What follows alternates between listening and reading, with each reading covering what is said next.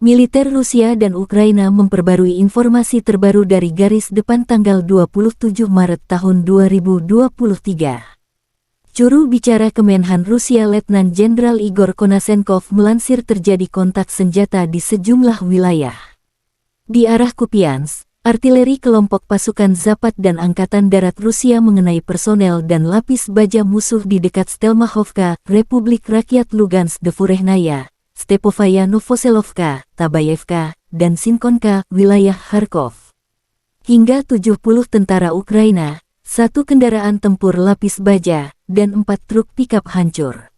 Selain itu, gudang amunisi Brigade Pertahanan Teritorial ke-127 dinetralkan di dekat Lukyansi, wilayah Kharkov. Selain itu, 14 kendaraan udara tak berawak drone Ukraina ditembak jatuh di dekat Varvarovka, Senichnoye, Krasnorechenskoye, Republik Rakyat Lugansk Kirilovka, Volnovaha, Yasinovataya, Republik Rakyat Donetsk Tokmak dan Baloki, wilayah Zaporozhye. Letjen Igor Konasenkov melansir secara total, 404 jet tempur Ukraina dan 225 helikopter, 3.587 kendaraan udara tak berawak dihancurkan.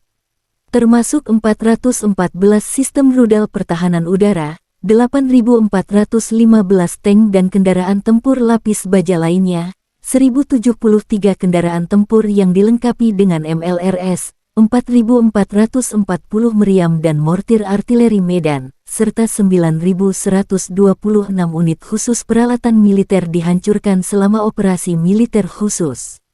Dari kubu terpisah, Staf Umum Angkatan Bersenjata Ukraina dalam sebuah pernyataan mengatakan Rusia kehilangan 660 prajurit dalam 1 hari.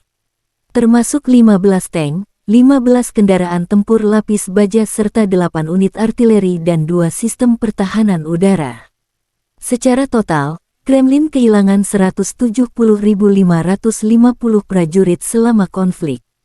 Termasuk 595 tank, 6.947 kendaraan tempur lapis baja serta 305 jet tempur dan 291 helikopter. Konflik Rusia dan Ukraina berlangsung selama 396 hari.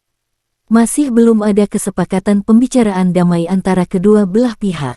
Kubu Ukraina juga menunjukkan cuplikan Brigade ke-44 artileri terpisah yang dinamai Hetman Danilo Apostol menghancurkan musuh ke arah Zaporozhye.